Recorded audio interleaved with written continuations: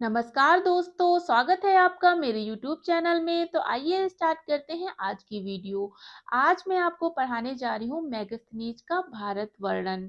पिछली वीडियो में मैंने चंद्रगुप्त मौर्य कंप्लीट करा दिया था और उसी चंद्रगुप्त मौर्य के शासनकाल में एक यूनानी राजदूत मेगास्थनीज रहा करता था, जिसने अपनी पुस्तक इंडिका में भारत का वर्णन किया है।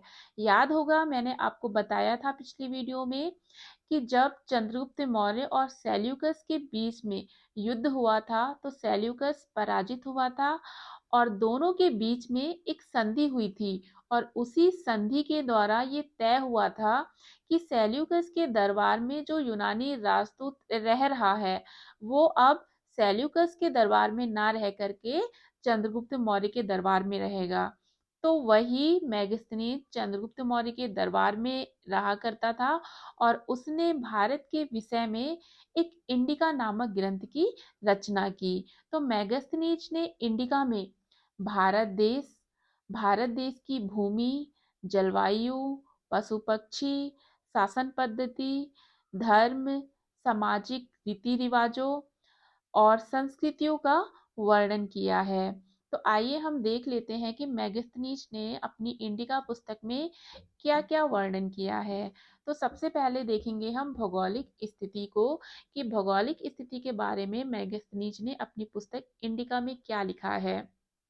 तो मेगास्थनीज के अनुसार जो भारत का आकार है वो चतुर्भुज है और मेगास्थनीज ने अपनी इंडिका पुस्तक में भारत की नदियों का वर्णन किया है। मेगास्थनीज ने गंगा और सिंधु दो बड़ी नदियों का वर्णन किया है और इसके अलावा ये भी कहा है कि सिंधु और गंगा दो बड़ी नदियों के अतिरिक्त यहाँ पे छोटी नदियां भी हैं। मेगास्थनीज के अनुसार भारतवासी स्वच्छ वायु में सांस लेते हैं, शुद्ध जल पीते हैं और यहाँ ग्रीष्म ऋतु में अत्यधिक गर्मी होती है, वर्षा ऋतु में अत्यधिक वर्षा होती है और इसके अलावा ग्रीष्म ऋतु में भी वर्षा होती है। तो भौगोलिक स्थिति में इस प्रकार से मेगास्थनीज ने वर्णन किया था। दूसरा, पाटलिपुत्र के बारे में इन्होंने क्या लिखा है। मेगास्थनीज के अनुसार भारत में छोटे बड़े अनेक नगर थे। समुद्र और नदियों के तट पर जो नगर बसे थे उनके मकान अत्यधिक वर्षा और बाढ़ के कारण लकड़ी के बने होते थे। वहीं जो नगर ऊंची जगह पर थे वहां के मकान ईंट और मिट्टी के बने होते थे और यहाँ के नगरों में जो सबसे बड़ा नगर था वो पाटलिपुत्र था, जो मौर्यों की राजधानी थी। ठीक है, तो पाटलिपुत्र के बारे में मेगास्थनीज ने अपनी इंडिका पुस्तक में इस तरीके से वर्णन किया है। तीसरा देखो, राजप्रसाद के बारे में क्या वर्णन किया है। राजप्रसाद का मतलब क्या होता है? राजा का महल।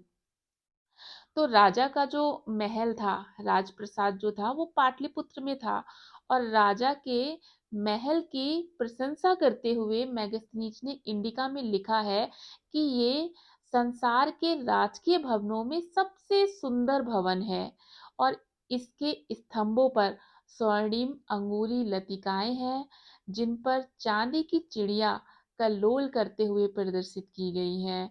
मछलियों के लिए यहाँ पर सरोवर बने हुए हैं और इसकी शोभा के लिए, इसकी सजावट के लिए सजावटी वृक्ष, कुंज और झाड़ियां लगा दी गई हैं। तो राजा के महल का इस तरीके से मेगास्थनीज ने अपनी पुस्तक इंडिका में वर्णन किया है। चौथा, धार्मिक स्थिति में देखो क्या बताया है। मेगास्थनीज ने यूनानी देवताओं डियोनिसस तथा हिराकिल्स के नामों का उल्लेख किया है और कहा है कि इनको भारतीय पूजते हैं। यानी कि जो यूनानी देवता हैं डियोनिसस और हिराकिल्स, इन देवताओं को भारतीय पूजते हैं। लेकिन मेगास्थनीज ने जिनको यूनानी देवता समझा था वे वास्तव में भारतीय शिव और कृष्ण हैं। ठीक है, और ये भी बताया है इन्होंने कि इस समय मौर्य वंश के समय यज्ञ और बलि की प्रथा प्रचलित थी। वहीं आर्थिक स्थिति के बारे में मेगास्थनीज ने कहा है कि भारत की जो भूमि है वो बहुत उपजाऊ थी। वर्षा में सॉरी वर्ष में यहाँ पे 2 फसल उगाई जाती थी। सिंचाई का यहाँ अच्छी तरीके से प्रबंध था और कभी भी यहाँ पे अकाल नहीं पड़ा। ठीक है? तो कह सकते हैं कि यहाँ की आर्थिक स्थिति कैसी थी? अच्छी थी। वहीं सामाजिक स्थिति के बारे में इन्होंने क्या लिखा है कि यहाँ का जो मुख्य भोजन था वो चावल और दाल था। सुरापान लोग विशेष अवसरों पर करते थे और यहाँ के लोग अधिकतर श्वेत वस्त्र धारण करते थे। इसके अलावा इन्होंने ये भी लिखा है कि भारत की जनता 7 जातियों में बटी थी और स्त्रियों का समाज में प्रतिष्ठित स्थान था। उच्च शिक्षा ग्रहण कर सकती थी स्त्रियां, शासन में भाग ले सकती थी, युद्ध में भाग लेती थी, गुप्तचर विभाग व राजा की अंगरक्षक सेना में भी स्त्रियां काम करती थी। तो हम कह सकते हैं कि इस समय स्त्रियों की जो कंडीशन थी वो कैसी थी? अच्छी थी। समाज में उन्हें प्रतिष्ठित स्थान प्राप्त था। इसके अलावा इस समय पर्दा प्रथा भी नहीं थी और सती प्रथा का प्रचलन भी कुछ जातियों तक ही सीमित था। ठीक है? तो सामाजिक स्थिति अच्छी बताई थी मैगस्थनीज ने। नेक्स्ट देखो, राजनीतिक स्थिति के बारे में क्या बताया मैगस्थनीज ने।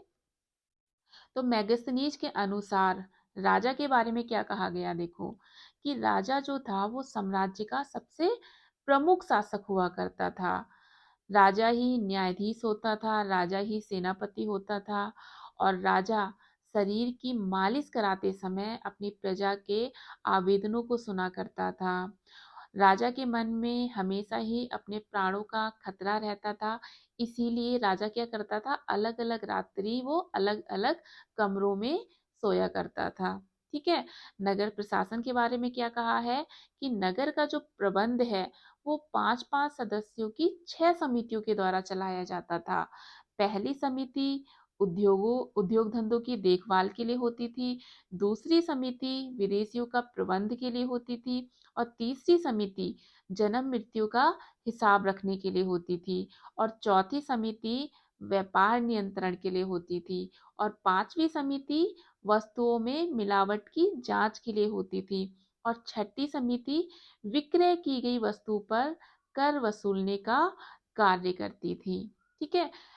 और इसके अलावा दंड व्यवस्था के बारे में क्या लिखा है इन्होंने कि चंद्रगुप्त मौर्य के शासनकाल में अपराध बहुत कम होते थे और यहाँ की जो दंड नीति थी वो बहुत कठोर होती थी।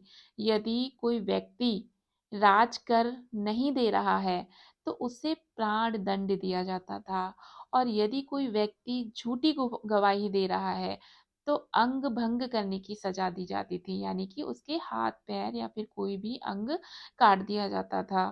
ठीक है? तो दंड व्यवस्था कैसी थी? कठोर थी और अपराध यहाँ पे बहुत ही कम होते थे।